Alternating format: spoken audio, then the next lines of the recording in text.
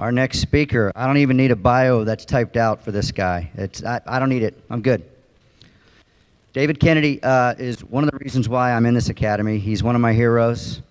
As much as I like to think I know about fluoride, it pales in comparison to what this guy knows. He's been retired from practice for a while, but he's out of San Diego. He did an awesome documentary called Fluoride Gate, as well as numerous other videos like Poison Waters and all kinds of things out there on David Kennedy. Just look him up and you'll find a bunch, okay? Past president, what else? Master, good guy. Attended every meeting they've ever had. Attended every meeting we've ever had, yes, except not in '84. You weren't. That was a formative meeting. Okay, all right. From Hug and Ike. So for all intent and purposes, he's a founding member, even though he might not be on the picture. But anyway, as I said, he's probably one of the main reasons why I'm in this academy, and stayed in this academy and became more involved. And I don't know if you know that or not, but you're the reason why I'm so passionate about fluoride. It's all this guy. So I can't say enough good about him. You'll really enjoy this next hour and 50 minutes. So without further ado, Dr. David Kennedy. Thank you, Griffin. It's good to hear that you had some impact some of the time, because I feel kind of like Rodney Dangerfield, you know, I get no respect. You know. I went to the first meeting this academy had in January of 1985. In the fall of '84, all the people that attended a Hal Huggins meeting were talking to Mike Ziff and Murray Vimy, and Murray said, you know, I think that guy's onto something, but boy, he sure doesn't know the science. And so he wrote a letter to everybody at the meeting, and 12 of them showed up. And I just saw Dave Reggiani here a minute ago. He was one of the original people who were at the Hal Huggins meeting. And but I met Murray Vimy and Mike Ziff at the Holistic Dental Study Club. I was trying to write a chapter in my book, How to Save Your Teeth, on the mercury issue, and I didn't know enough. And so I said, oh, you know, what arrived on my desk at the same day was a $25 certificate to fly on Southwest Airlines from San Diego, the very bottom end of California, to 2/3 of the way up San Francisco. And at the airport, the Holistic Dental Study Club was holding an all-day seminar by Murray Vimy, Mike Ziff, to the founders of the academy on mercury. And so I look, and that course cost me $50. And so I up for 25, back for 25, and I'm cheap. Okay, for $100, I get a chapter in my book. Okay, good. I went up and took notes. And the guy next to me was crying at the end of the meeting.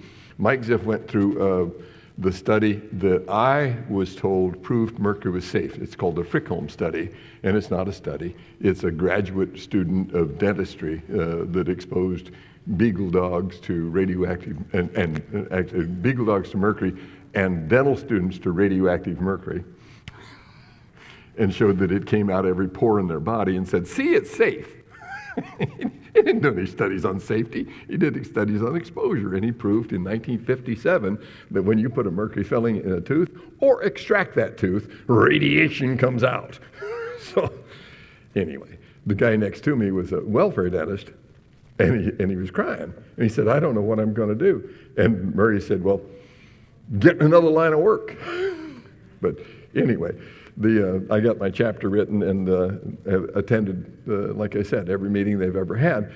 And every meeting I've been to, I've met new people, I've learned new things. And it's just a phenomenal organization that when in the early days, and I'm in the process of putting these in the library there's an archive being built on the activism of fluoride and mercury, and at the university here in Massachusetts, and that basically I saved all the papers.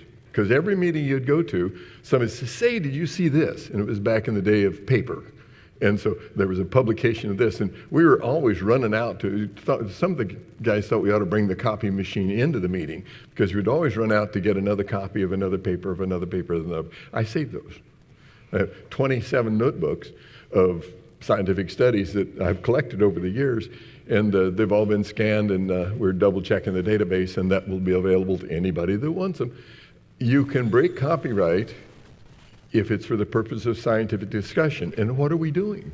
We're trying to discuss the science. And every scientist I know wants you to have a copy of their paper so that we can discuss what we found out. And that fluoride didn't really bother me that much because San Diego, they tried to fluoridate it in 1952. I mean, what studies did they have on fluoride in 1952? As in none.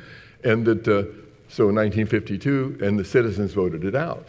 And so, unfortunately, in 2011, they voted. The city council decided to mandate that we put silicon fluoride in the water supply, and that we sued them in Escondido, and the Escondido city in court they stipulated that the product they're adding to the water supplies of the United States is contaminated hazardous waste from the phosphate fertilizer industry that is contaminated with sufficient arsenic. Forget the fluoride, sufficient arsenic to cause an additional cancer of bladder or lung for every 1,500 people that drink the water. 1,500 people? 15,000, I'm sorry, another zero, 15,000 people. The water is supposed to have standards for one cancer in a million. So if you take 15,000, you divide it into a million, you see that our intervention is responsible for much of the bladder and lung cancer. Everybody here knows somebody that, I never smoked a cigarette in my life, and now I got lung cancer. Well, that's what arsenic causes. Yeah, and why does dentistry keep making these kind of blunders? When I was in dental school, my freshman year, I got a big jar, it was a gallon jar, and it was, read on the label, it says 50% zinc oxide, 50% asbestos. And you mix those two together, and what you had was Periopac, in case you decided you needed to cut a gum circumcision.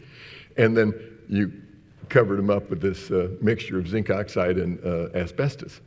And I asked Claude Baker, when I was undergraduate, I was in biochemistry, and I was trying to make a porphyrin ring in biochemistry.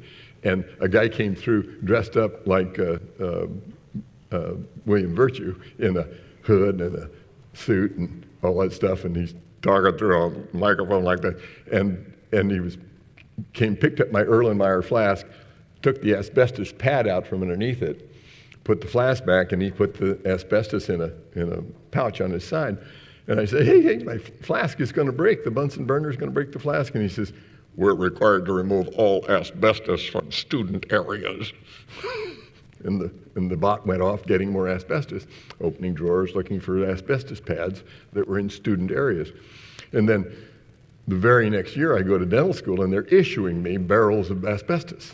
And so I thought I'd ask an intelligent question of Claude Baker. Many people know about the Baker scissors. They're curved so you can cut a curl. Well, that's his claim to fame. Anyway, Claude wrecked a motorcycle, and so he was not the sharpest knife in the drawer. And so held up my hand and asked Dr. Baker, Dr. Baker, I heard last year that asbestos was a carcinogen. The year that they determined that was in 1938. So anyway, in 1968, I was raising that issue with Dr. Baker. And Dr. Baker said,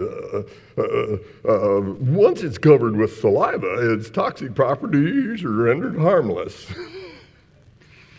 So that's the dentist belief, is that somehow saliva is magic, and that you can take toxic stuff from mines in Montana and Isidro, Spain, and spit on it, and the toxicity goes away. And magic. Anyway, so the good thing about that is it gave me, it opened a door. You're kind of like in an alternative reality in dental school. You got the person in the front that's telling you what you've got to memorize. And so I call dental school indoctrination, not education, because you've got to memorize what the person in the front says, so when the exam comes, you can answer the questions the way they think they should be answered. It's not a question of the correct answer. The Krebs cycle was fairly new back when I was younger. And the guy teaching us the Krebs cycle had it wrong. Norm Whately in my class opened the big, thick biochemistry book, put his finger on the Krebs cycle, and when the guy came and tripped over his tongue, he said, "Professor, the Krebs cycle, the book says," and the professor says, "Oh, go with the book." So that became our slogan, go with the book, because if you write in the book, it's got to be good. And unless you're talking about mercury and fluoride and arsenic and a few other things that we have in dentistry. So as my advice to everybody is that if they've opened the door just a little bit and you look around the corner and you see that, oh, we're in an alternative reality here, that around the corner they don't agree with us, and that half the dentists don't use mercury. And the reason is their patients don't believe that it's okay to put mercury in their teeth. Why do we believe that? If you check with the dentist, why don't you use mercury? 90% of them say is, well, my patients don't want them. Well, come on. Why do you want it? Because you were educated in a school where you paid money to go, and you're hanging on so dearly to that past education that you had, which is totally incorrect. So what I'm going to show you are some of the things that we've been indoctrinated with about fluoride. And fluoride is the other favorite thing of dentists, and what most people don't understand is that how it works, and why it works, and what it's doing to reduce tooth decay. Like, for instance, how does it cause dental fluorosis? My, isn't that an interesting concept? Here's a baby with a mouthful of new teeth that are being formed, and if you give them a baby bottle with formula made out of Boston tap water, the odds that they're going to get dental fluorosis are almost 75%. If you breastfeed them, it's 0. Well, what is that about? Mother's drinking fluoridated water because God's food for the baby comes with no fluoride in it. Tap water formula gives the baby an enormous overdose in fluoride. And as a result, you see visible physiological harm that was caused by inhibition of an enzyme. It's called MMP20. So, hey, what is MMP20? I don't know. Pam Den Beston does, and it was her research in rats, and that's the only way that dental materials should be tested on animals, not humans. Dentist is the only profession that thinks new materials should be tested out on people. Every drug that's on the market is tested extensively on animals in high levels, much higher than the levels we use in medical and dental practice, because animals, you can put them in a cage and watch them. And so if you put an animal in a cage and you put 1 part per million sodium fluoride, pure, not the hazardous waste that they get from China and Mexico, Florida, but you put pharmaceutical grade sodium fluoride in their drinking water at the alleged beneficial dose. And let me explain to you, rats are not sensitive to fluoride at all. 5 milligrams per kilogram will kill anybody in this room of fluoride. You can only kill half the rats with 80 to 100 milligrams. So a rat is extremely resistant to fluoride, and that's because their liver pumps out ascorbic and acid so they make their own vitamin C. So when you expose a rat to a horrible toxic substance like fluoride, it begins to antidote it. We don't have that ability. We can't make vitamin C. And so we're much more sensitive to fluoride. But if you put 1 part per million fluoride in the rat's drinking water for 52 weeks, they have lesions in the brain, arteries, and kidneys. And the kidney damage is sufficient. They weren't able to determine whether the brain damage was a result of the kidney damage or it was a separate entity. And we can tell from the most recent study, which I'm going to get to in just a second, they're separate entities. Is that it's a neurotoxin, endocrine disruptor par extraordinaire. And so that's how it works to reduce tooth decay. It makes the germs on the teeth sick. Gosh, will it make you sick? I had a chiropractor in my practice. And I used to believe that fluoride was good. Yeah, my granddad is a dentist, my dad is a dentist, and hey, fluoride's good, fluoride's good, fluoride's good. We had the mantra, safe and effective. And he had a little tooth decay problem, and I said, well, we probably should paint these teeth with a little bit of fluoride. And he said, well, in chiropractic school, I learned that fluoride was bad for your joints. And I said, well, we'll have you spit it out. We'll put a saliva ejector in there and make sure you expectorate all of it and so forth. And he said, oh, okay. And I went ahead and applied a topical fluoride treatment, and he threw up in the parking lot. So the nausea is one of the symptoms of fluoride exposure. It's what your body does. Rats can't throw up, by the way. And so anyway, I learned little by little that don't believe anything that you were taught in school unless you can go to the scientific literature and verify it. And I don't mean the scientific literature that comes out of the journal like the American Dental Association where they have ads.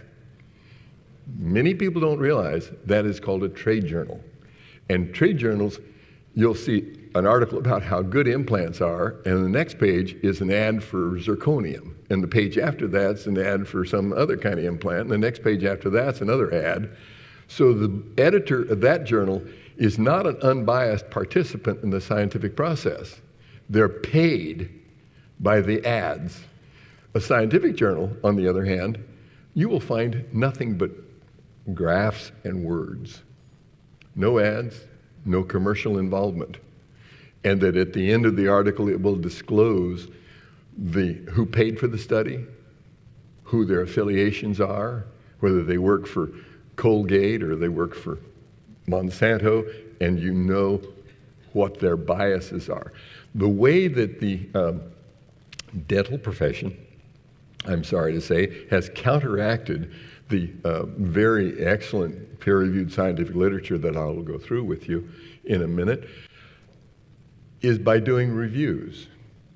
They put together their, quote, expert panel, and they go over all of this nice research and say, fully, and we know it's safe and effective. Well, safe and effective is what I call their mantra, because it's neither, but they say it often enough that people believe it. Safe and effective, safe and effective. So, breaking news. Oh, August. Fairly recent, I'd say. This isn't something I dredged up from 1945. This is, interestingly, the year I was born. But this is a nice study that was just published in the journal, the American Medical Association, Pediatrics Division, and shows that if the woman excretes 1 milligram of fluoride in her urine, and that's a measure of her daily dose. If I give you 2 milligrams of fluoride today, if you've got good kidneys, and that's a caveat, if you don't have good kidneys, it doesn't come out. But if you've got good kidneys, that 1 milligram will come out. Well, let's see. If I gave you 2 and 1 came out, gee, what happened to the other one? It's stuck in your bones for the rest of your life. So we've got something that makes germs sick now accumulating in our bones. And the story was it didn't cross into the placenta through the placental barrier. Well, the placental barrier is a membrane, and neither fluoride or mercury give one iota about membranes. They blow right through them, and when they do, they make a hole in them. So it's the antithesis of a nutrient. Vitamin C won't do that. Vitamin B won't do that.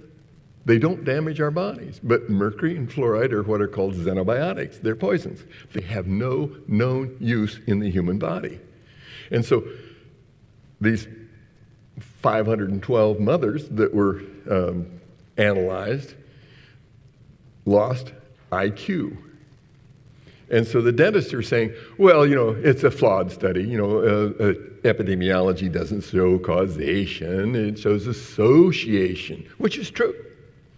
Causation is from putting an animal in a cage, not from watching mothers try to raise a healthy child.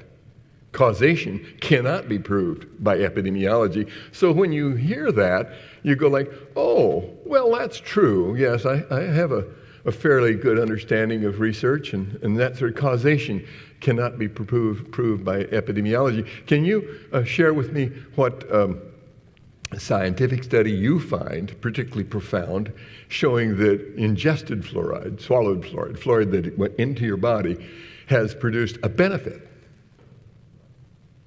What do you want that for? Well, you must be an anti-fluoridationist. So what they do is they begin to call people who disagree with them, or shall I say demand definitive answers to intelligent questions, names. So if somebody calls you anti-Semitic, well, that's more or less a slur, isn't it? Anti-mercury is a slur. Anti-fluoride is a slur. So they begin to slur people that are questioning their integrity. How dare you question the damage to this mother's wonderful children? We know that it's safe and effective, safe and effective, safe and effective. Where is the study that shows it's safe and effective? They don't got it. And they know they don't got it because they can't produce it. And I'm pretty familiar with the scientific literature on this issue, and that any study that's well done with animals in a cage shows harm at the alleged beneficial level, except one, which came out fairly recently. And the dentist, of course, whipped it out and said, hey, rat study, fluoride no harm. And he said, gee, I've never heard of that kind of animal. It wasn't your normal Wistar rat. It wasn't your 44 cancer rat. It was an oddball rat. And so, okay, let's take that oddball rat, thank you, Google Scholar, and go look it up. It is the rat that is the most resistant to fluoride known to mankind. And so the dentist did a little study on that and said, see, no problem. Well, yeah, well, do it on a guinea pig or a mini pig. It'll damage them, but it just doesn't damage that species of rat. So, it's, how do you know they're lying? The lips are moving. How do you know they know they're lying? Is because how they choose to present the data. Is it exposing a rat to a human level of fluoride is the equivalent of underdosing. Of course it didn't show harm. But even the sodium fluoride rats for 52 weeks, well, why 52 weeks? Because it didn't happen in 6 weeks. It doesn't happen in 2 weeks. It happens in a lifetime. A rat lives 2 years, so 52 weeks is half a lifetime.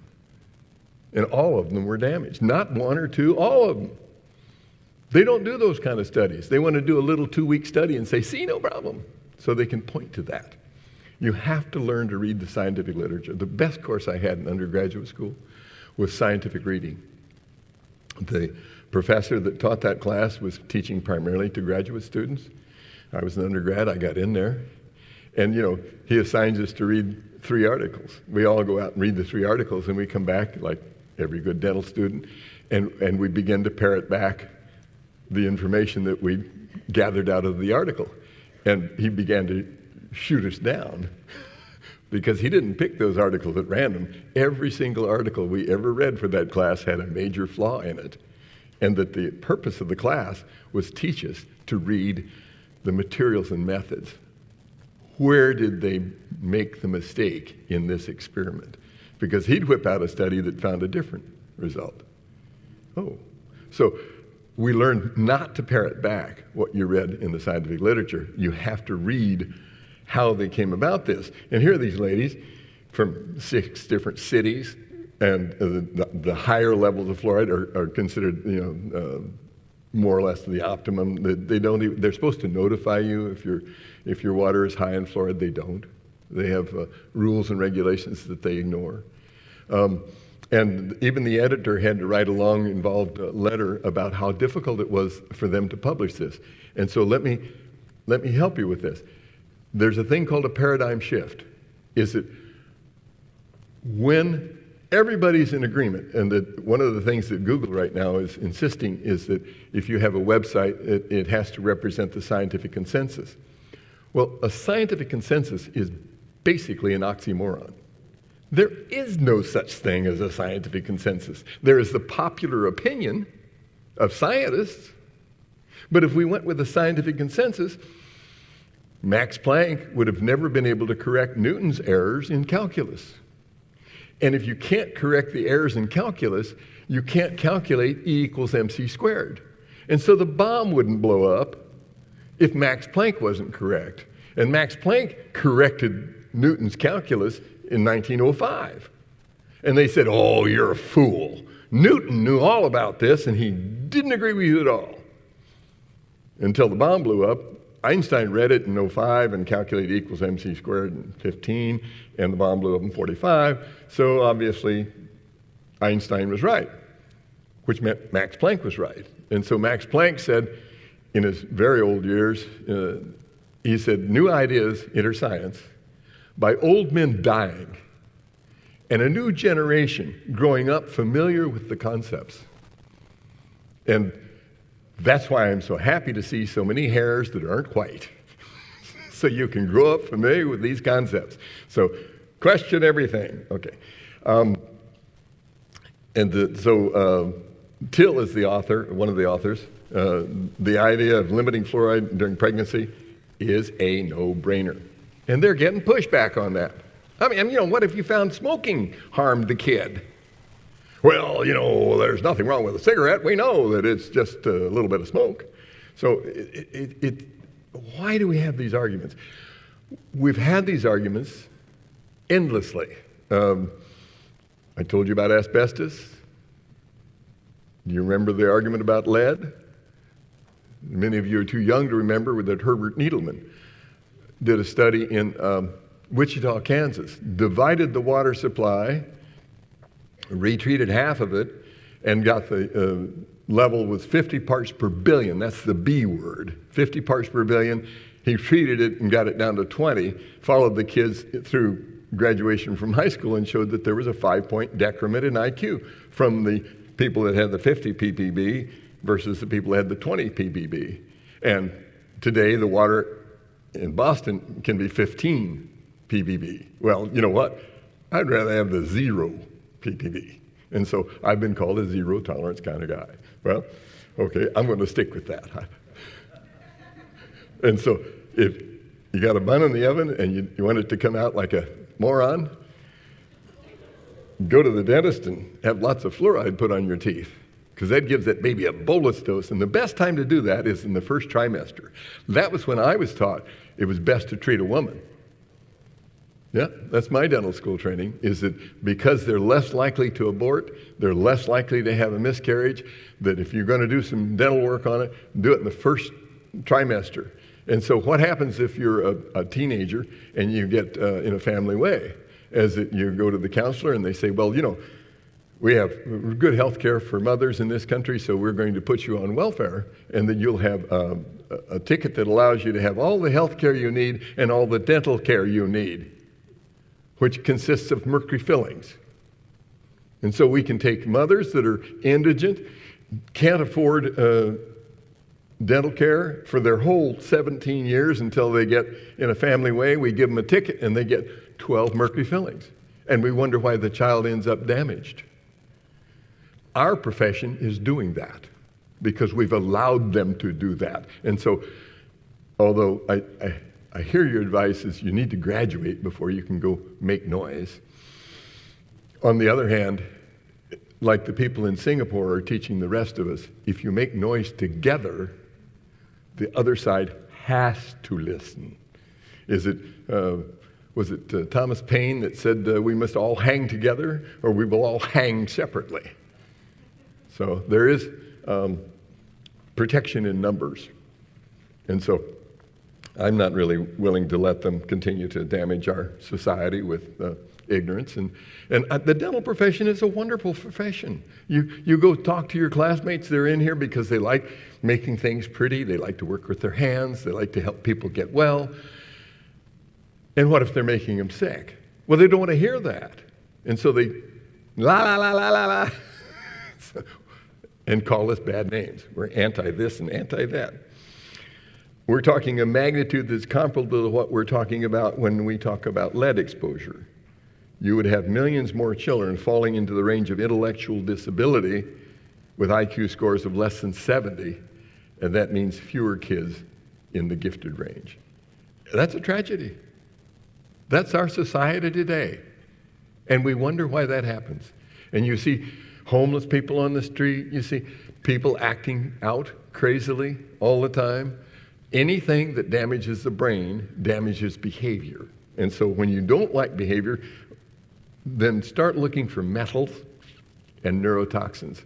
That's where the issue starts, and that's where it ends, is that the normal behavior is not to run around and be nuts. The ADA, of course, criticized it. They begin to question whether or not 4 points in IQ is really significant. Oh, well, who cares about a few IQ points? Look what the beautiful teeth are. And so I always come back and ask, and what study showed that the mother swallowing fluoride affected the outcome of the children's teeth? None. So we're going to base a mass medication of an entire 350 million people upon the opinion of the dental profession. And I suggest we change our opinion. And that it would be disingenuous to say that this study stands alone. It stands on top of 300 animal studies.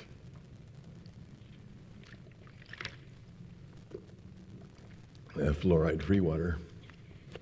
And you have it in the back there because I used to go to the IAOMT meeting and they'd always serve iced tea with fluoridated tap water was your lunch and beverage. Well, do you realize that tea has fluoride in it? Fluoride's in everything. It's a 14th or 13th most abundant mineral on the planet. So when I've been to city council meetings, and I would encourage you that as you learn more about biological dentistry, do not be afraid to stand up and tell the truth. Do be afraid to connect the dots for them.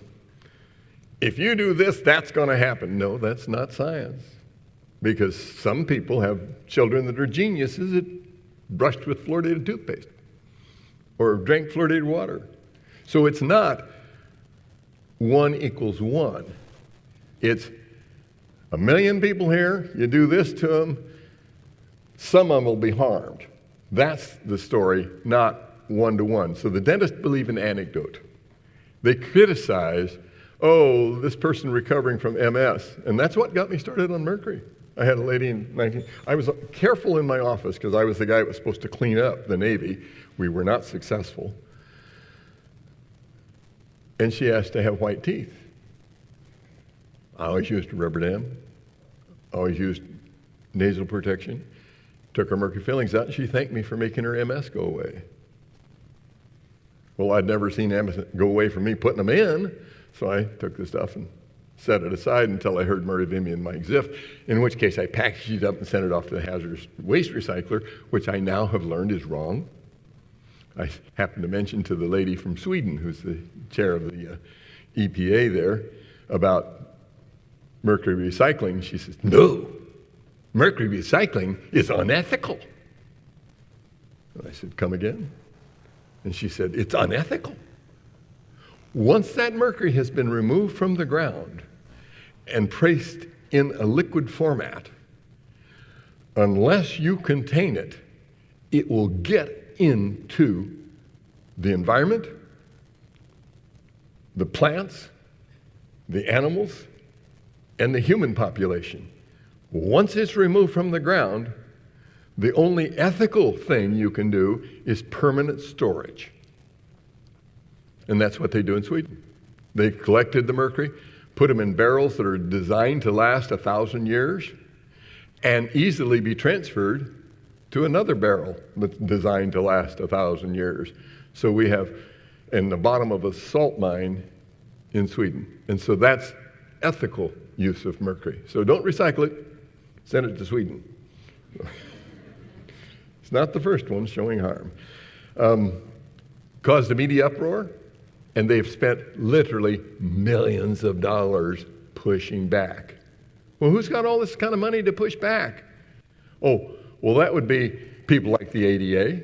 And where did they get all that money? either from your dues or from Colgate, Cargill, the producers of silicon fluoride. We become the promoters, we become the lobbyists for disposal of fluoride in the water supply.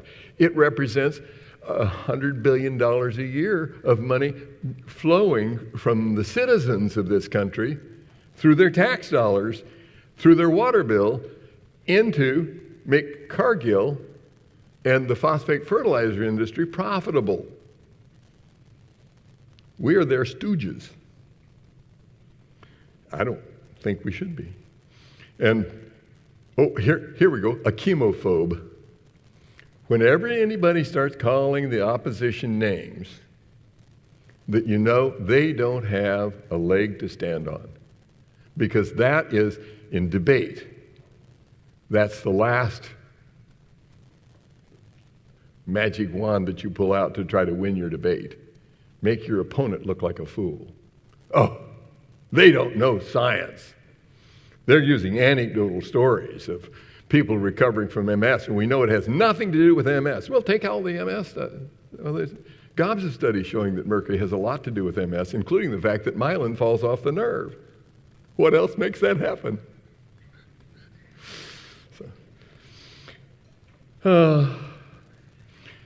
So Calgary stopped fluoridating because these anti-fluoridationists convinced the city council to stop.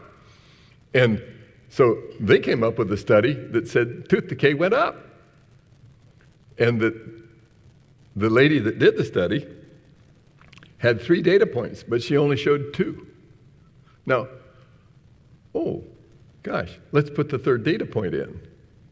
And it actually showed that tooth decay had plateaued, whereas the Edmonton, which was the other rat, this is a 2-rat study, by the way, this had 0 power, but Edmonton continued to increase. Well, why is the tooth decay increasing in Calgary and Edmonton?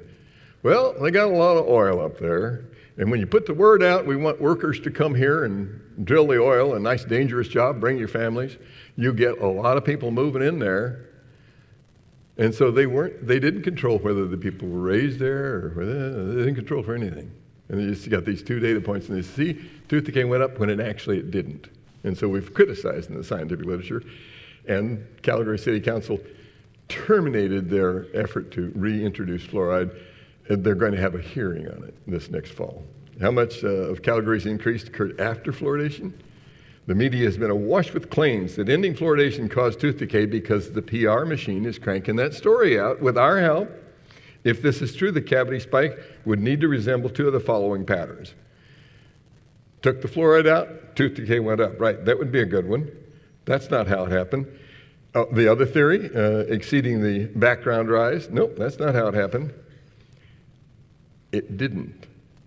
From the 2 surveys, you got 2 data points. 3 surveys. If it's true that it would look like this, she left the data out. What do you know about a scientist that leaves data out? They are cheating. And if you value your job as a scientist, do not start publishing cheating. Oh, in case I need to point out where they're cheating. Yeah. Well, I already told them their lips are moving. So, okay, it's not this. Here's the data point she left out. So, people moving to Calgary, there's a slight increase in tooth decay.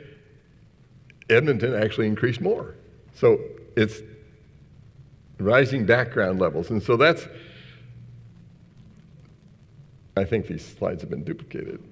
There you go. Theory 2 is not correct because it doesn't look like that, does it? That permanent teeth have decreased. Oh,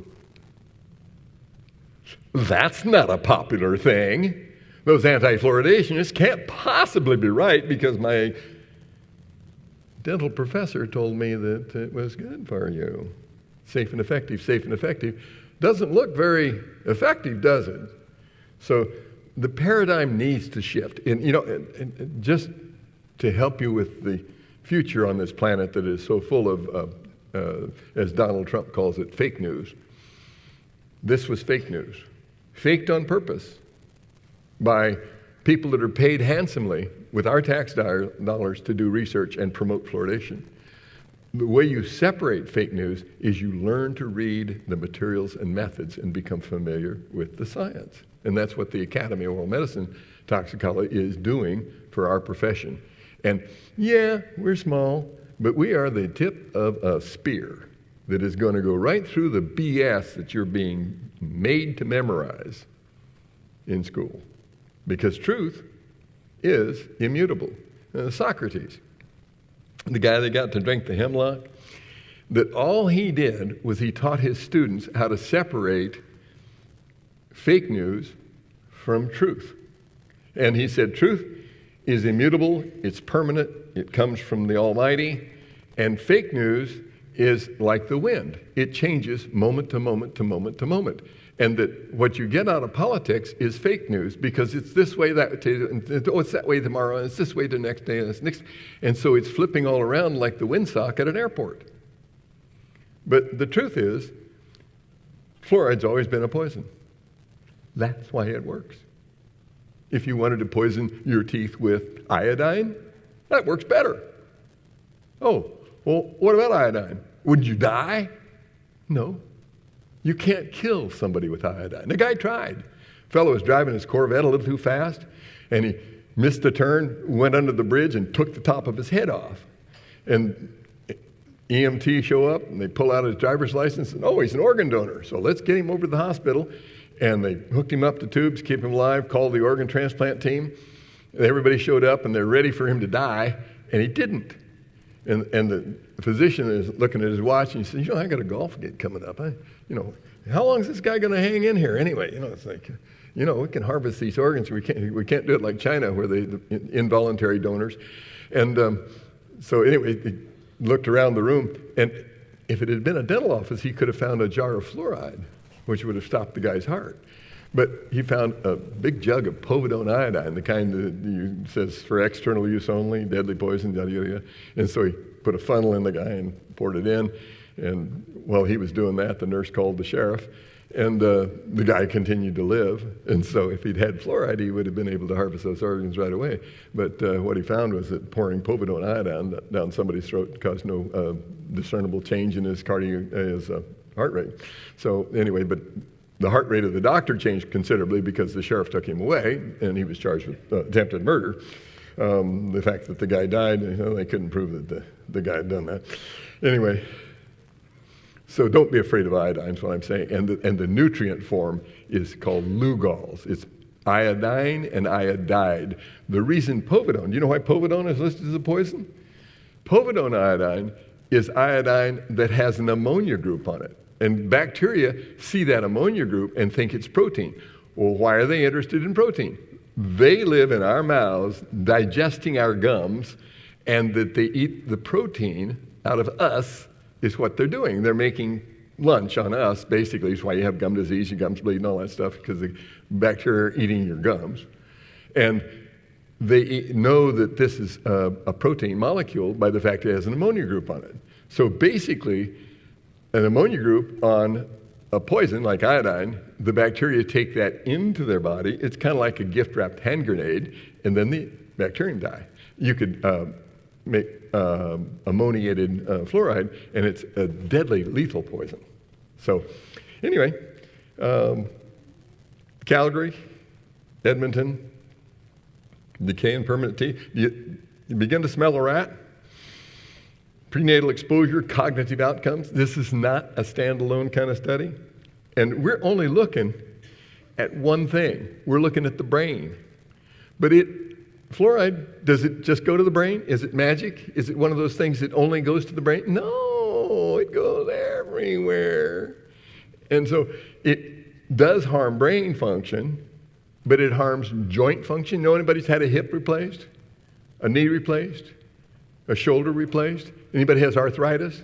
Those are the symptoms of fluoride exposure. Did they teach you that in dental school? Pain in your joints is a symptom of toxicity in that joint.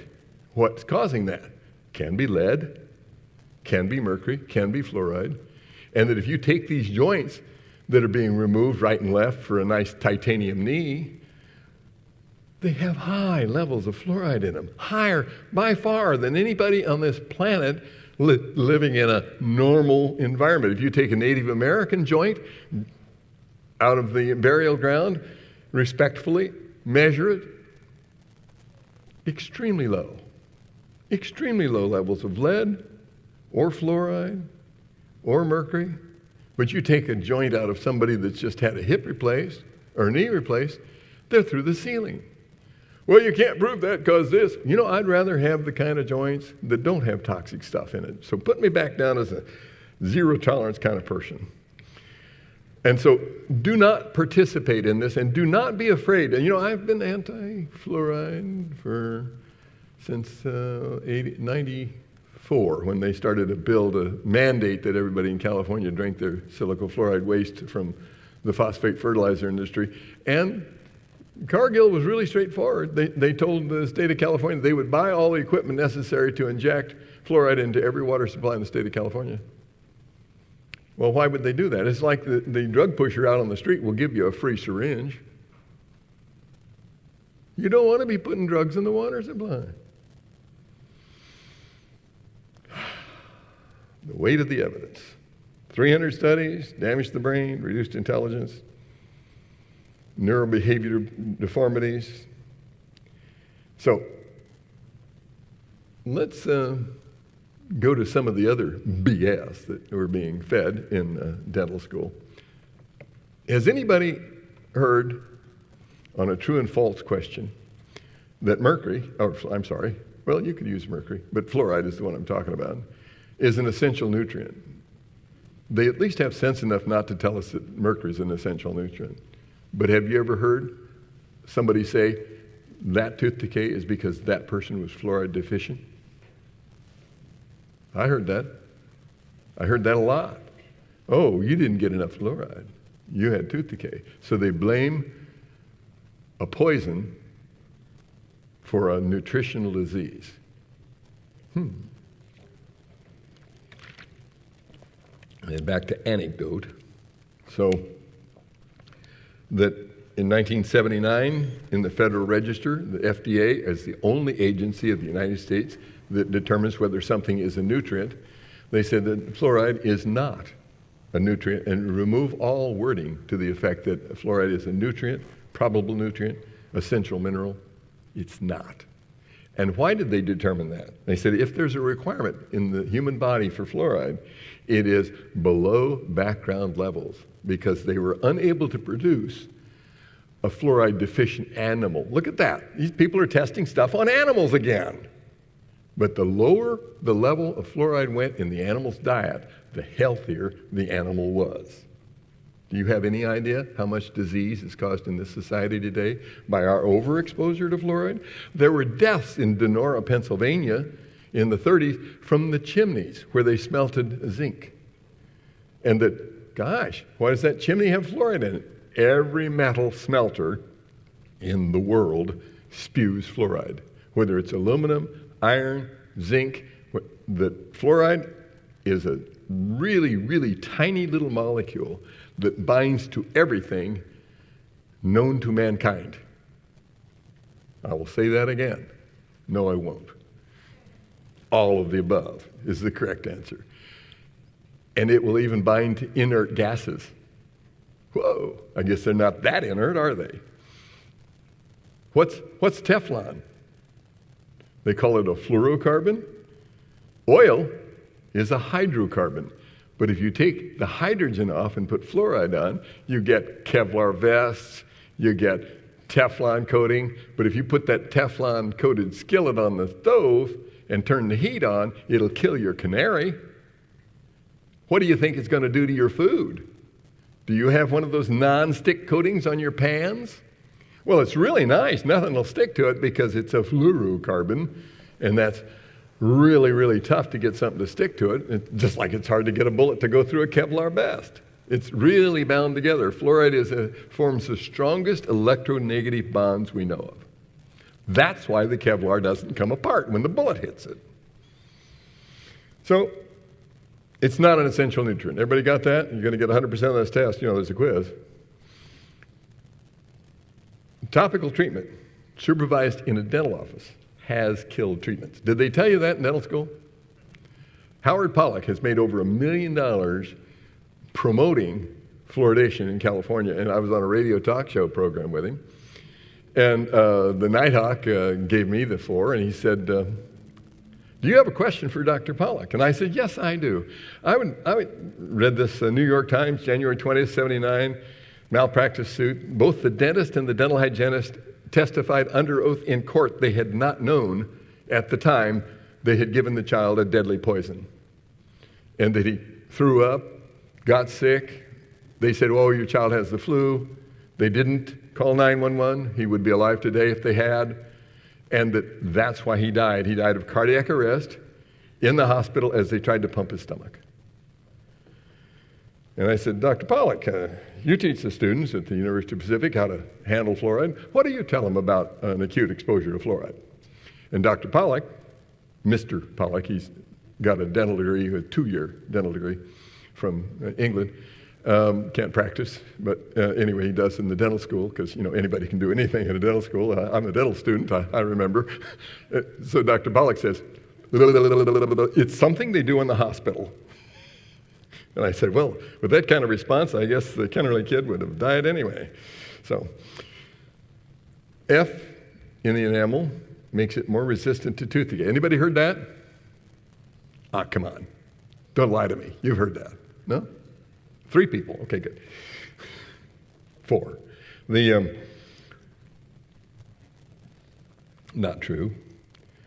And who says this? Even in the Journal of the American Dental Association and the CDC, they say that the prevalence of dental caries in a population is not inversely related to the concentration of fluoride in the enamel, and a higher concentration of enamel fluoride is not necessarily more efficacious in preventing dental caries. So what are we putting this stuff in their mouth for? And what they'll come back with is that it's the fluoride in the dental plaque. Oh, yeah, it makes the germs sick. So let's make germs sick. Do you think that might make children sick? And adults sick? What happens if you get dental fluorosis? The dentist says, oh, you swallowed the toothpaste. What if you get arthritis? Oh, you swallowed the toothpaste. This is medicine at its finest. Blame the patient for the problem and assume no responsibility yourself. I'm a doctor. Exactly. Woo-hoo. How do it work? Prescription fluoride, or fluoride added to the drinking water, delivers a safe and effective, here's our mantra again, safe and effective dose of fluoride to everyone.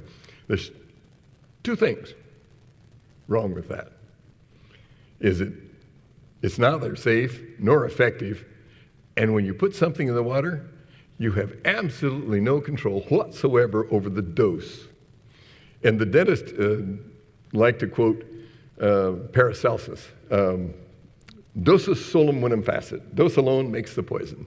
And Paracelsus was in the 1500s. It was very famous for that. You even know a nursery rhyme that was based upon some of his treatment of his patients for syphilis, and that he would put them in a tub of mercury chloride, mercury hooked to a chlorine molecule. It used to be called calomel, and so he was criticized by his other medical colleagues, saying, you know, Paracelsus, you're killing your patients. This is not a good treatment for syphilis. And he said, dosis solum venenum facit. All things are poison. The dose alone makes them so. And well, we now know from further studies that he was killing his patients. But the dentists still quote him. And it's not true. Dose alone makes them so. Because it's dose plus genetic susceptibility plus concurrent exposure to other sources of the same poison or a synergistic poison that makes that poison more effective, so that the real answer is zero tolerance. You got to go back to none, because that's the only safe level, and the rest of it is tolerable. So when they say, oh, this is a safe level of exposure to fluoride, Yeah, really? Like, if the rats get damaged at 1 part per million, what level should we do on people? And I can tell you, it's about the same level as we have in Sam Adams beer. A good brewmeister takes the fluoride out of their beer. And sometimes people like Budweiser don't. So, oops. So, safe and effective. And get this, the estimated dose. So they want to talk about dose. Do you know how to calculate dose? Dentists have gone before city councils and saying the dose of fluoride in our water supply is safe and effective. Well, I'm sorry, you can't put a dose of fluoride in a water supply. You can put a concentration, but the dose is always ounces per ounces, milligrams per kilogram, weight for weight.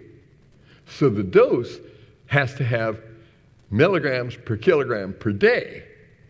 So what's the safe dose in milligrams per kilogram per day? And I've taught a few city council people that, and when that comes up, they ask the dentist, well, my understanding of dose is it's weight for weight, and you've given me a concentration you believe is safe and effective. Please give me the dose that an infant would be exposed to on a bottle made from our fluoridated tap water. I got Scott Peters, who's now a congressman, to ask Howard Pollack, the paid-for lobbyist for fluoride, that exact question after I gave my 3-minute poison baby talk. You can watch it on my YouTube channel. Why 3 minutes? Because that's all they'll give me. I'm not the guy presenting the blah, blah, blah, safe and effective, safe and effective. I'm the guy saying, I think you need to rethink your position. So I gave my poison baby talk. He asked, this army of doctors, we had people from Scripps, Salk, UCSD, Children's Rady Hospital, the Dental Society. Doctors filled the room, and they all looked at each other like a deer in the headlights. Oh, God, we have to answer the question of dose. And they shoved the lobbyist up. You can watch him. It's the title of the video is Fluoridation Lobbyist Admits Poisoning Babies. Because he goes, oh, babies are so small, and they drink so much water, and they're so vulnerable, and it's wonderful. And human breast milk is actually the best food for a baby. It's really, really wonderful to give them human breast milk, and that's really nice. But if you're going to make up formula, heaven forbid, if you have to do that, like you had to go back to work or something, you should use distilled water. And Scott Peters choked up, distilled water? Yes, fluoride-free water. So even the lobbyist, who knows there are video cameras on them, will tell the truth. Because when they don't, we file complaints against their license. Did you know it's against the Dental Practice Act in every state of the Union and all of Canada to make false statements to the public? So if you get up in city council and say, it's been proven safe and effective by hundreds of studies, safe and effective, safe and effective, safe and effective, it's never harmed anyone. If you don't finish that with, in my opinion, that's a false statement. I can say, the moon is made out of green cheese, in my opinion, and that's my opinion. But if they make a statement of fact that's a lie, it's a violation of the Dental Practice Act. And Howard Pollack knows that because we shut down his partner. He said, read my lips. David Nelson at the city water of Santa Barbara said, read my lips. He didn't know there was a recorder going on. One of the little old ladies in tennis shoes was sitting there with her phone recording. You read my lips. There are no studies showing any link to fluoride at the optimum level and any adverse health effects. There's no increased hip fracture. There's no neurological impairment. There's no increased dental fluorosis. There are no adverse effects from adding the optimum level of fluoride to the public water supply. And we filed a complaint. And they said, well, he's working for a corporation. They did not deny that those statements were false. There are 4 studies in the Journal of the American Medical Association alone showing an increase in hip fracture. Now we have 300 studies showing IQ damage. They did not deny that he was making false statements. They said he's working for a corporation. Huh? The corporation? Oh, yeah, the CDC, the ADA, California Dental Association, and the Advocates for Fluoride. Well, that does not exempt him from the obligation to tell the truth. So he still goes to the meetings. He's still making a living as a lobbyist, but he doesn't say a word. You know why? He can't open his mouth without lying. So he just shows up. Estimated dose to an infant on tap water formula exceeds the dose known to cause harm by a whole lot. Who did that nice measurement for us was the National Academies of Science. And they did a review in 2006. I'd show you the one in 1993, which is total phony baloney. But remember how I was telling you reviews or how they lie to us? They do a review, they put a biased panel together, and then they come up with a phony baloney. Well, 1996 is a perfect example of phony baloney. 2006 is a perfect example of phony baloney covered up with a press release. Dual, the chairman of the committee, was brought in to make sure that they came up with the right conclusions. And Dual is the guy that did all the studies showing that smoking was good for you. So they knew that, they had a man that they owned. So we could prove that smoking was wonderful for you. So get Dual in there. He'll come up with the right answer. And they had Kathleen Thiessen, Hardy Lineback, and the guy that did the 1 part per million rat study, Iverson and Isaacson, and on the committee. And all the rest were people like Kumar, advocates for fluoridation. And so they would come up with this blah, blah, blah, and these 3 scientists would shoot them down. And so they came up with actually a pretty good, I've read the book 2 or 3 times. It's good. 450 pages, it's full of citations. Infants that are iodine deficient are harmed by 0.01 milligrams per kilogram. Whoa. What's the infant on tap water formula getting? 0.25. Is a penny bigger than a quarter? People can't figure this stuff out. Are they fluoridated? Probably. 25 is a lot bigger than 1. So the dose grossly exceeds the dose known to cause harm. FDA has never approved any fluoride-containing substance intended to be ingested for the purpose of treating tooth decay. Aha! But you can go to any pharmacy and get it. You know how we have a war on drugs? Well, we need a war on drugs because here we have a giant agency called the Food and Drug Administration who have allowed fluoride tablets to be dispensed at almost every pharmacy from Walmart to Costco that's not FDA approved. What is the purpose of having a regulatory agency if you can just say, well, the scientific consensus is, and so if the kid gets dental fluorosis, what do they say? Oh, he took too many tablets. He took too much prescription fluoride. It's not the water. I've had them actually say, there's no evidence that the water does this, except if you happen to look at the incidence of dental fluorosis in fluoridated communities versus dental fluorosis in non-fluoridated communities. When this whole program started in 1945, that there was less than 1% of the children in the entire United States had dental fluorosis. And now it's more than 50%. I think maybe the program is flawed. FDA has written letters demanding the pharmaceutical companies stop manufacturing, selling, distributing vitamins with fluoride. Kirkman Laboratories, you can Google it. Kirkman Laboratories, 2016. And what you'll get is this nice letter to David K. Humphreys.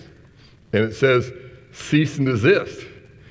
It said, I summarize this as not, never, never, ever. And if you go through the letter in detail and look up the references, it's not safe, it's not effective, not FDA approved, never in infants, and never ever in pregnant women. Whoa. Not never ever. No, not never, never, ever. Say it real fast. Not never, never, ever.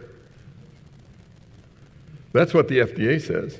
Not FDA approved, not an approved drug. It's an unapproved drug. Not safe, not effective. Lowest concentration approved for topical use, self-application, is 1,000 ppm, and it says on it to spit it out. Never in children under the age of 6, even under the direct supervision of spit it out. They did a study on children. Average child brushes for 14 seconds. Might not be quite adequate, I wouldn't think. 14 seconds, 1001. Anyway, then they also had them put a measured amount of fluoride toothpaste on their brush, half a pea-sized amount, if you think it's good for them. And then they gave them a cup and they spit it out. And then they measured how much of that half a pea-sized amount came back into the cup. And in some children, it was 0. Even when they're under supervision, told not to swallow it. Anybody that's raised a baby knows babies don't spit. They drool. It takes till they're about 3 or 4 years old to figure out how to get a wad of stuff and go, puh. So if we put something in their mouth, it goes down. Watch a mother when a baby picks a penny off the floor. You know, she's off the chair like a shot from a gun because she knows whatever that kid gets in his hands going in the mouth and going to go down. Same's true of toothpaste. What you put on their brush is going to go down. So don't put anything on the child's brush that you don't want them to swallow. So if it says keep out of reach of children, follow those instructions. Oh, additional dosage information. These products are never used below the age of 6 months. Fluoride's tablet. They said never a tablet form because the only way it works is topically, so a tablet goes down. So just... So unapproved drug, misbranding. They said it was branded as FDA approved. It wasn't. No substantial evidence of drug effectiveness as prescribed, recommended, or suggested in its labeling. 1975. Gee, why do we have to spend all the money having large groups of people at the Washington, D.C., whose job it is to regulate food and drug, and they can't seem to move any faster than taking 35 years to say, stop it. And it's still going on today. They said, stop it. Because we have a dental profession that has a scientific consensus. And we control our government. Not the public, not the population, our profession.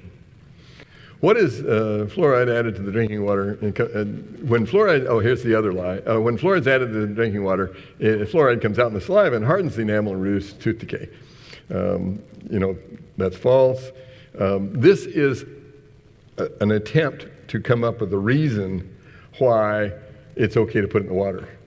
Because they now admit that it only works topically. So now they're saying that you swallow it and it goes through your body, accumulates in your bone, but it happens to come back out in saliva. And that saliva then is so toxic it's going to make the germs on your teeth sick. And that's not true. The level in saliva is almost the same as the level in breast milk, extremely low. So what happens with our dental profession is when science confronts the opinions of our professors and our lobbyists, that they start making stuff up to come up with a different answer. Because, it used to be you're supposed to swallow it to make your enamel harder. Well, that doesn't make your enamel harder. Well, you're supposed to swallow it to make the root harder and the bone harder. And well, that's not how it works. Okay, well, it comes out in the saliva and it makes the enamel hard. No, that's not how it works either. So they just make stuff up. And it annoys me when they make stuff up. They need to be called on it because it's called unprofessional conduct. And that what happens is lobbyists believe that they're exempt from those kind of concerns. General practitioners aren't. We're not exempt. Boy, if we tell you that mercury filling is going to cause you list the disease, we're guilty of practicing medicine without a license. On the other hand, you can say, fluoride is a deadly poison. I don't recommend it because the reason it works, if it works at all, is because it poisons the germs on your teeth. And I would like to use stuff that poisons the germs on your teeth that your grandmother used to have in the soup. It would be like baking soda or salt or iodine or any ozone. You're going to hear about ozone this afternoon. Anything that you can eat, it doesn't make you sick and doesn't make the germs sick, you can brush your teeth with. But if you can't find it in your kitchen, don't be putting it in your mouth. 40% fewer cavities in children who nod. Oh, okay, show me that study. Blinded studies. See, that here I am trying to teach you science again. Is that we talk about when you get in these city council meetings, they bring up Kingston Newburgh. They bring up the other studies. They got 1,000 of them, and they're not blinded. Who's doing unblinded studies? Oh, that would be lobbyists. Broad-based blinded. Broad-based, to do a big epidemiological study, you need big power, or you've got a control for all the variables. And that's what big studies have done, and they found no statistically significant difference. Poor children have more tooth decay than rich children. And is that because of mama's wagging finger? I think the wagging finger may have some effect on children. Because brush your teeth before you go to bed. And it says the Cochrane Review, there's very little contemporary evidence that met the review's criteria for inclusions. Nevertheless, they concluded that fluoridation was good because there is a scientific consensus. Adults who there's the other made-up one because they were saying, it's all about children's teeth. Well, let's tell them it's about the adults too. It prevents the root decay. Oh, show me that study. Oh, I guess they don't have one. So they just make stuff up. National Academy of Science in 2006 identified increased risk of bone fracture, including hip, from exposure to fluoride.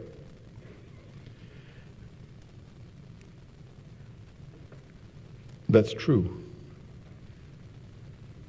Did you explain that to the city council when you were there advocating we put fluoride in our water supply? And by the way, the cost of getting that hip replaced is going to be minimal compared to the reduction of zero tooth decay.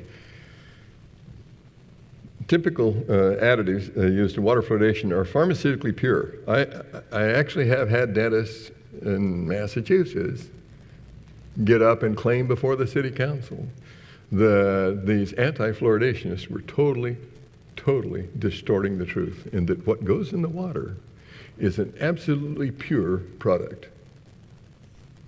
That, if he doesn't finish it or she doesn't finish it, within my opinion, is a perfect example of somebody that needs a complaint filed against their license because they have made an utterly false statement. And how can we prove that? We can pull out the Kosho versus Escondido deposition by the California dental director that the product added to the water supply is a contaminated waste product from the phosphate fertilizer industry that has arsenic, lead, and cadmium in it. So it is far from pure, and it would never be approved. The FDA requires products given as drugs be at least 99% pure, and the impurities cannot be toxic. All of the impurities in the silicate fluoride are toxic, including the silicate fluoride itself. Can you tell it irritated me? The additives used are industrial process from the phosphate fertilizer mining industry. You know how this works?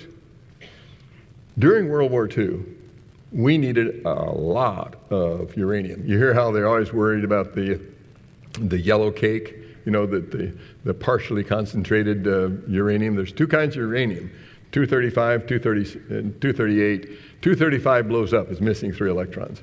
238 doesn't blow up. So 238 is no good at all if you want to make things that blow up. So what they hired Cargill, the largest privately owned corporation on the planet, to do was to give the nuclear people in the Manhattan Project lots and lots and lots of uranium. And so what they do is they run bulldozers into limestone, pull that limestone up, crunch it up, put phosphoric acid on it, it bubbles and foams, it releases gobs of hydrofluosilicic acid all over the planet, all over the Everglades, killed a whole section of the Everglades one time, thanks to a hurricane, and concentrate the uranium out of there. And then now they've got what I might call brown cake, and so the yellow cake is the kind that blows up. And so how do you get the 238 separate from the 235, and the Taliban can be listening because everybody knows this, is because 235 weighs less than the 238. And so they use centrifuges to spin it around, increasing the weight of the 238. 238 goes to the outside edge, 235 the inside edge, you got that, and then you concentrate that further and you get plutonium, you blow it up.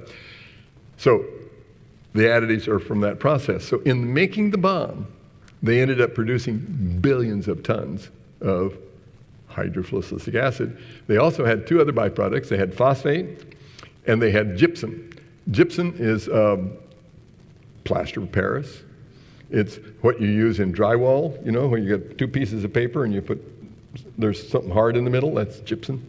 So if you think about what they did to this process, they took every single byproduct they had phosphate. Oh, you can throw that around the tomatoes and you get these great big tomatoes that don't taste like anything.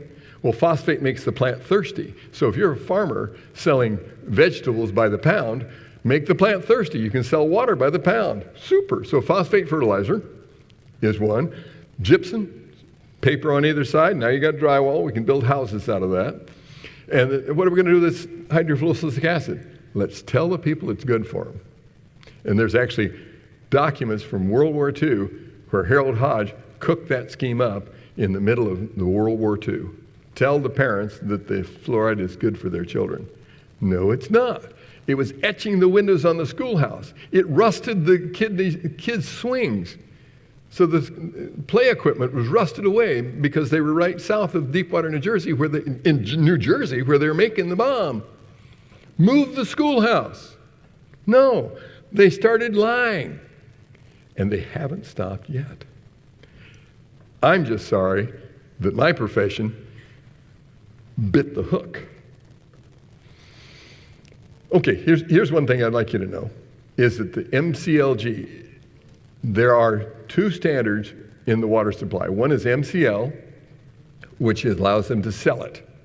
And the other is MCLG, is the maximum contaminant level goal. And by law, that the MCLG cannot cause one problem per million. So in order to have something that's MCLG, you have to be able to show that there's no contaminants in it or agents that will cause any more problem than 1 in a million. Well, you know, truthfully, I had some really good clam chowder last night. And that same chef could make a same clam chowder, put it in a water tower about 15 miles that way, and pipe it over to me, and it would not be good clam chowder, and it would be contaminated. And the truth is, you can't make water, take it out of the river, take it out of the bay, take it out of the sky, put it in a tank, dump a lot of chlorine in it, take the bacteria out and put it in a pipe and run it to your house and get MCLG. You can't. Anymore you can get soup that's decent. You have to treat water like a food and protect it and do not drink out of the tap. So MCLG is what you want.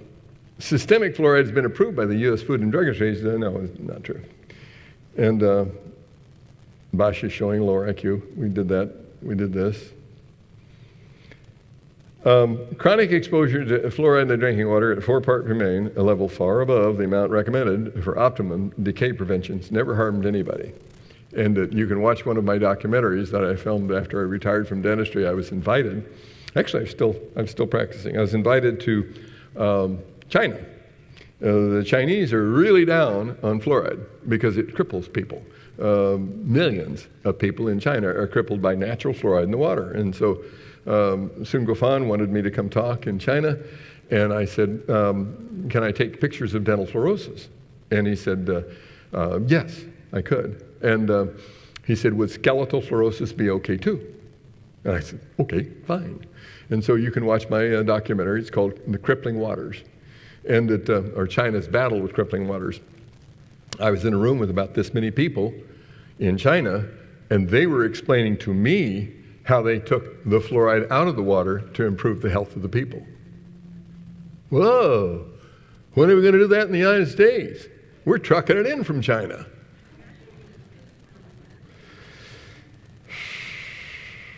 NRC review, actually, adults are at risk of arthritic-like symptoms. Can you prove that that arthritis was related to fluoride? As an anecdote, I can. What water supply do we know is 100% fluoridated?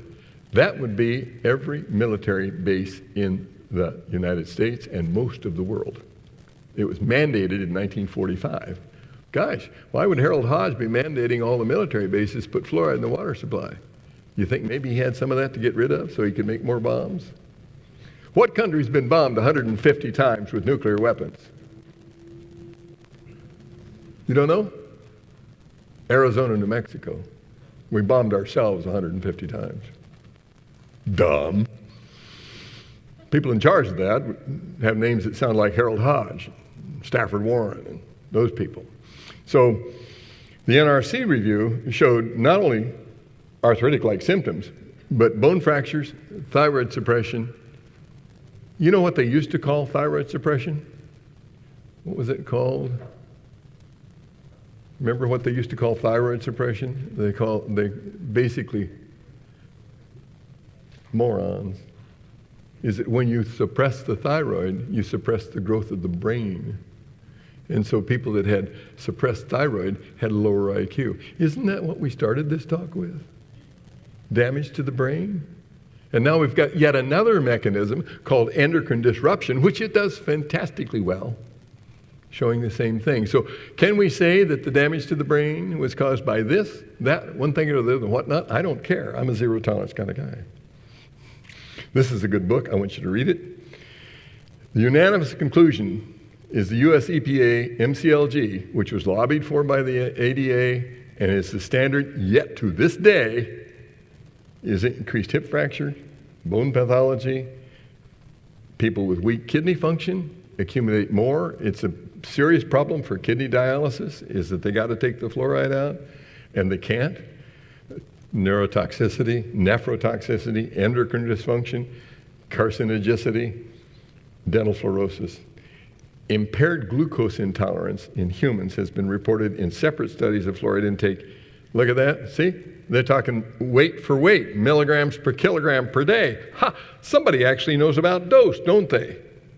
0.07, 0.4. Remember the baby getting 0.25? Is that above 7? Is 7 cents less than a quarter? They don't know, but it seems to interfere with insulin production because fluoride is a wonderful endocrine disruptor. Impact on the central nervous system. This is relative toxicity. When you get into, this is old toxicity. When I was in school, toxicity was one element. You give them this element, and how many rats die, and you cut it down to this much, and how many rats die, and so is it linear, like this? You know, and toxicity isn't like that. But this, using dead rats, you can determine that arsenic is a little more toxic than sodium fluoride, which is a little more toxic than lead. And our standard for lead, 0. Why is the fluoride way up there? Because of lobbyists using our profession and our reputation, because our patients love us. We wouldn't lie to them. We wouldn't poison their babies. They use our reputation to lie to the public. I think we need to stop that. And it says Lancet, and this is old, 2014, should be classified as a neurotoxin just like mercury and lead.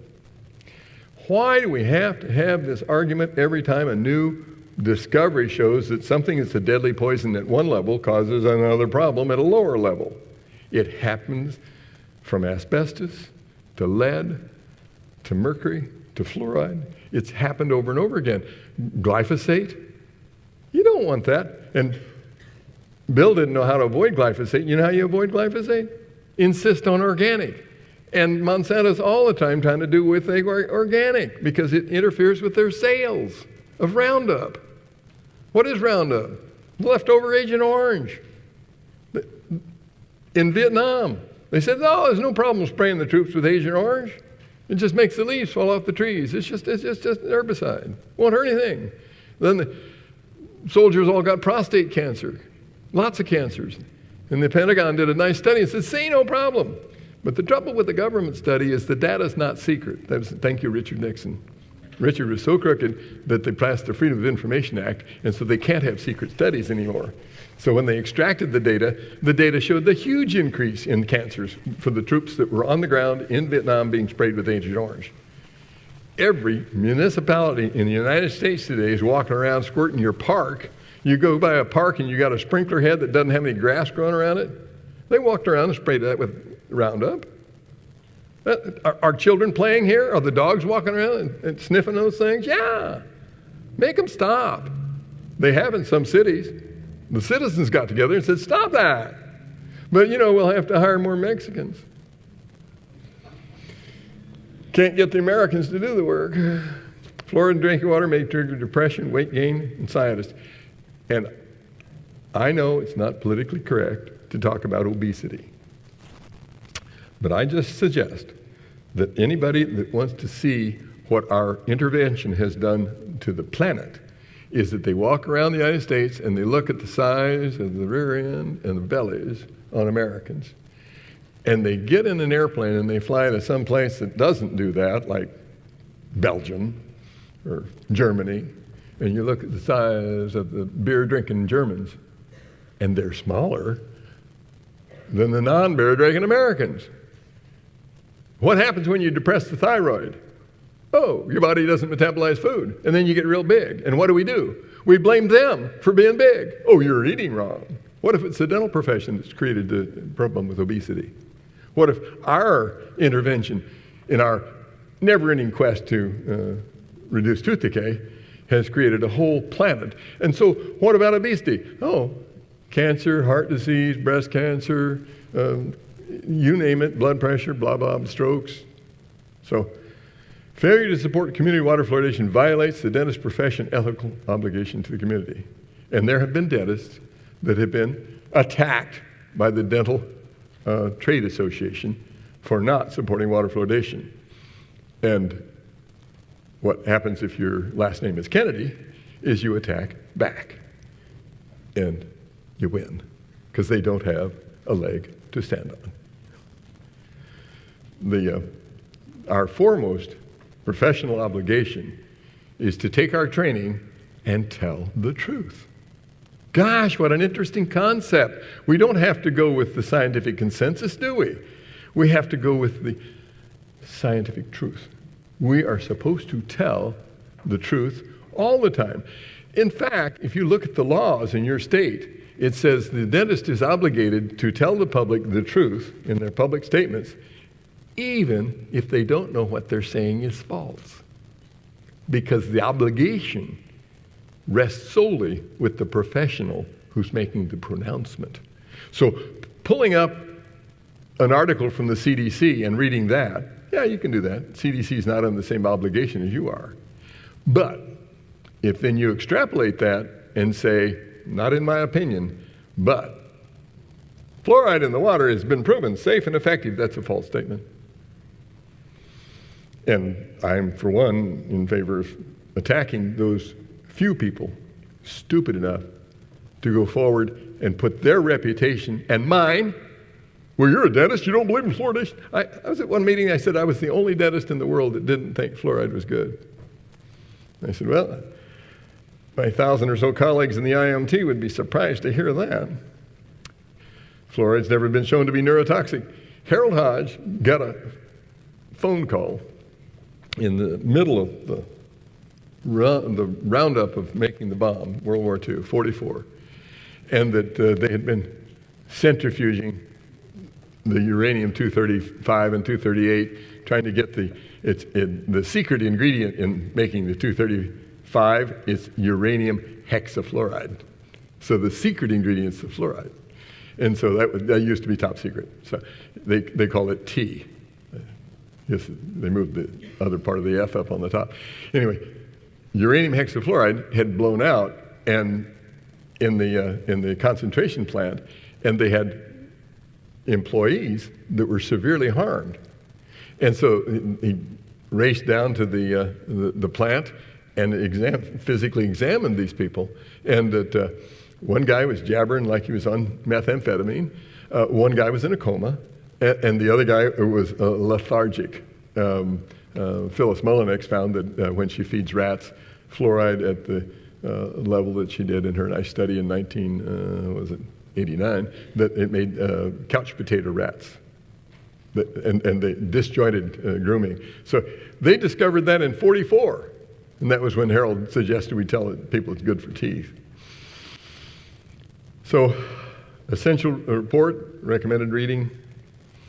The antidote to chronic fluoride overdose is a combination of essential nutrients, including vitamin C, iodine, magnesium, and selenium.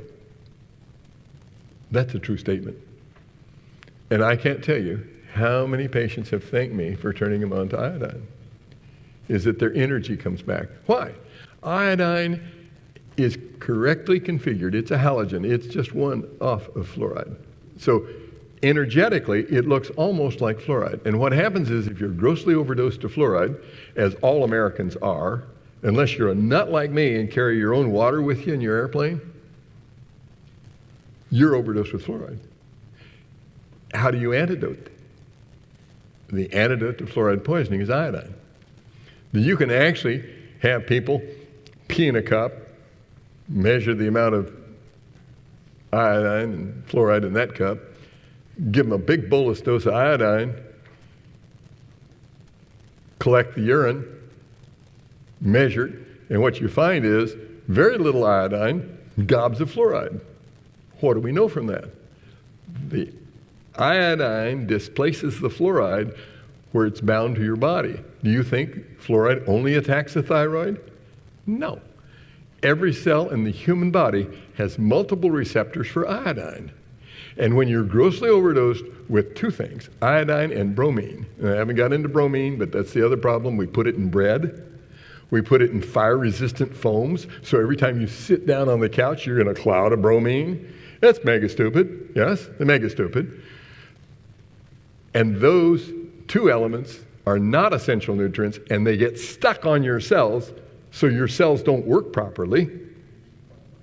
The antidote is give them nutrients. Give them the nutrient that they so desperately need. If a baby is nursing, and you measure the iodine in breast milk, even if the mother's deficient in iodine, breast milk is normal. Because that breast has the ability to scavenge iodine from every tissue in that woman's body, leaving her terribly iodine deficient, so that the baby, the next generation, gets the proper dose. I say, give them the iodine before they get pregnant, and then the baby will get the right amount of iodine anyway. So, there we go. Early demonstrations of fluoride's effectiveness were reproduced in hundreds of subsequent studies. Randomized, here's the thing, controlled clinical trials. CCTs. You know what? They can't. And they say, well, we can't do that. Why can't you do that? I mean, we're doing it now for MBMI. They've done it for from Tylenol to, listen to the evening news. You can hear about a zillion other drugs that they did randomized controlled trials. Why can't you do it for fluoride? They don't want to do it for fluoride. It doesn't show any benefit. They can't reproduce the early studies because Harold Hodge was the chief officer on many of them. Remember Harold Hodge? Look him up. He's now, the book that I really recommend you read about the father of fluoridation is the plutonium files. That when Harold was the chief pharmacologist on the Manhattan Project, after World War II, in peacetime, 48 people were injected with plutonium, uranium, thorium, polonium. 48. And top secret only lasts till 1995. And a real nice lady, Eileen Wellsome in Albuquerque, managed to work it backwards, and she identified 16 people that were injected with plutonium. And there were 18 we know that were injected with plutonium. So Hazel O'Leary and the Bill Clinton administration apologized to the 16 families of people that were murdered by our government with plutonium, and Mary Connell. Mary Connell was an 80-pounder, and she went to the hospital in Rochester, New York after World War II, and she said, you know, big is beautiful, and I'm just a little spinner, and I'd like to get big. And the doctor said, well, let's put you in the hospital, Mary, and we'll measure your basal metabolism rate in our new metabolic ward, which was Harold Hodge's secret mechanism to identify people that were perfectly healthy and murder them, in my opinion. And so Mary checked in, November 1946, a civilian, and got sick. And so in the early 90s, after having been sick for 40 years, her urologist determined that her kidneys were not functioning properly, because that's where the uranium piles up. And he said, well, Mary, let's do a little IVP and very low radiation, just see what's the matter with your kidneys. And she said, sure, fine. Always trusting doctors. And so they did an IVP, and even 40 years after they tried to kill her, she fogged the film. She was full of radiation. 184 micrograms of uranium were injected in her body. Now, how do we know that? They wrote it in her chart. We're talking highest levels of our government who are so convinced they'll never be caught, they actually wrote down the dose. They're scientists. They're measuring how much it takes to kill this person. And so Mary was at the apology that Hazel O'Leary gave to the 16 families that Eileen Wilson identified. And the reporter rushes up with his microphone and says, Mary, what do you think about this? Are you satisfied now? And she said, well, where are the other families? We know that 48 of us were attacked. They've apologized to 17. I don't feel like there's closure here. They haven't apologized to the other families yet. Mary's right. Majority of developed companies use water fluoridation. Ha! Worldwide tooth decay declines have been far greater in countries that implement this simple process. Ha! Can you tell me which country allows fluoride to be added to their water supply from this graph of the World Health Organization? I don't care what year you want to look at. It doesn't make any difference. Tooth decay is a nutritional disorder caused by a lack of hygiene, poor nutrition, and not the amount of poison you're adding to the water supply. Get a clue. Oh, by the way, if you look, back in the 70s, tooth decay was 8 decayed missing and filled teeth, and now it's gone down to less than 2. So the dentist at one meeting said, well, this old guy from Chula Vista, he was at the city council meeting. He said, I've been practicing now 50 years, and I know that fluoridation has been a wonderful boon to the people of this state, country. I just know it, because when I was first graduated from school, there was rampant tooth decay, right after the Depression, during World War II. Terrible, terrible tooth decay. Saw it all the time. There's lots of rotted and decayed teeth, and now it's much, much better. It's gone way, way down. And I asked him, I said, where do you practice? He said, Chula Vista. And I said, Chula Vista's not fluoridated.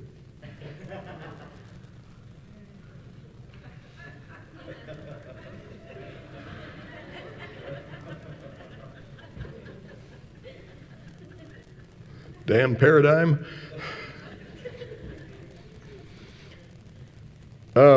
This is actually incorrect. The Supreme Court of New Zealand has just determined that fluoridation is a mass medication. So can you give somebody a medication without giving informed consent? Here we have an experiment that's been ongoing for more than 50 years, and it's really clear.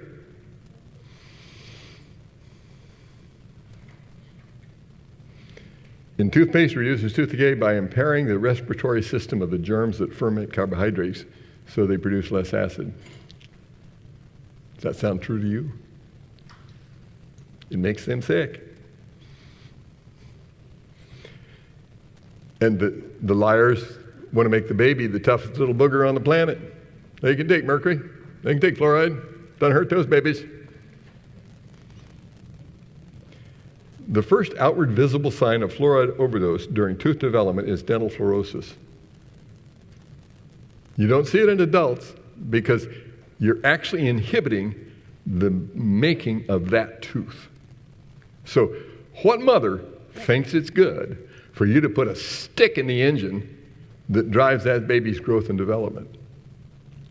That's what fluoride does. Today in fluoridated communities, less than 10% of the children display any sign of minimal dental fluorosis. Well, you know, that might be true because they're minimal dental fluorosis because they got a hell of a lot more. They got moderate and severe, but anyway, it's false because more than 50% of them show moderate and lots of them show severe. Severe is where pieces of the teeth are missing. And they want to deny that that occurs from water fluoridation. And what do they say? Oh, they swallowed the toothpaste. Oh, they took the tablets. Blame the patient for the problem. Well, all sources are equal. It doesn't make any difference whether you get the fluoride out of iced tea or whether you get it out of the water or whether you get it out of your toothpaste. It doesn't make any difference. It's a poison. So summarize. How am I doing for time? 6 minutes. Dave, actually less. 2? Okay. I'll go through this real fast. It's not an essential nutrient. We covered that. It doesn't help to put it in the enamel. It's not approved prescription. That's the graph from the National Academy of Science showing injury at extremely low levels. Goiter, iodine deficiency makes it worse. The percentage decrease in tooth decay is a sales gimmick because they want to compare 1.2 teeth to 1.1 teeth and see there's a 10% drop. So, no benefits, more gimmicks. Unanimously rejected the 4 ppm. We still got it today. Typically used in dental office, topical application, produces death, nausea, vomiting, and dermatitis. It's a neurotoxin. Explain that to the patient. I want to put a neurotoxin in your child's mouth. Were stunts designed by Harold Hodge, mass murderer of the Manhattan Project, in my opinion, to demonstrate that fluoride was good. That's why they had to be unblinded. There's tooth decay. Largest study ever done in the United States. 39,000 children, partially fluoridated, non-fluoridated. Can you show me a statistically significant difference? The only thing that's significantly different is dental fluorosis, which is also linked to lower IQ. And I'm going to stop right here because Griffin's going to talk tomorrow about fluoride, but he doesn't have anything to say about it because I had to teach him everything he knows. That's true. Thank you, Dr. Kennedy.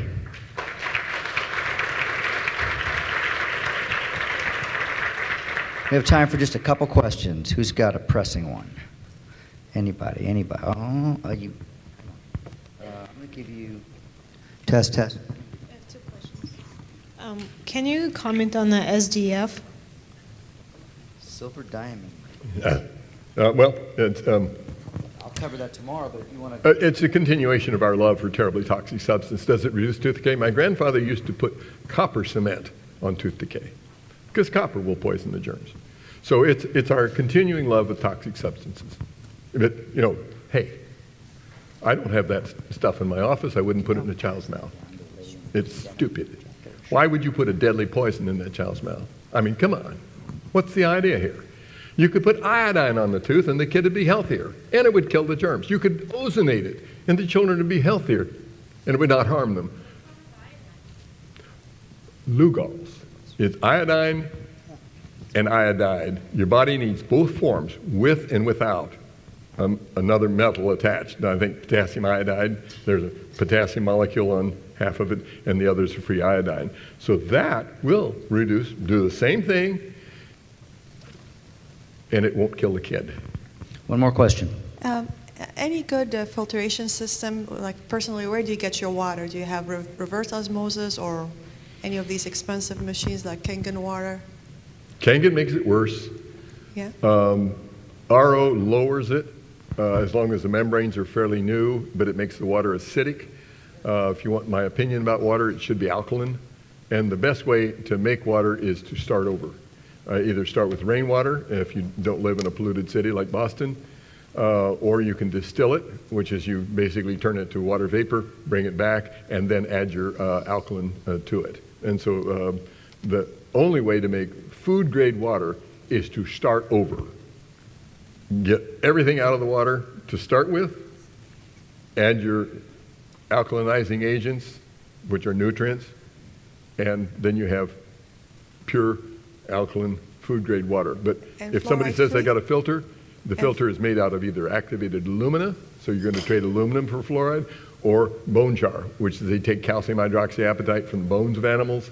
You run the water through that, and that will pull the fluoride out, but the vegetarians have trouble with running fluoride through their bones before they drink it. But it doesn't remove all the rest of the stuff that's wrong with water, such as the trihalomethanes, the mud, the degraded stuff. Only way to do all that is to distill it and start over again.